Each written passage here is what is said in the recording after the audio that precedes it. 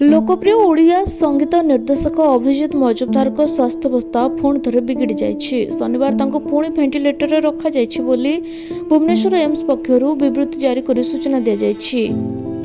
तांकर स्थिति अधिक खराब होता एम्स कही। 54 वर्ष मजुमदार एकाधिक रोगग्रस्त होई अगस्त 27 तारिख में कटक एक घरोई डाक्तखाना भर्ती होते।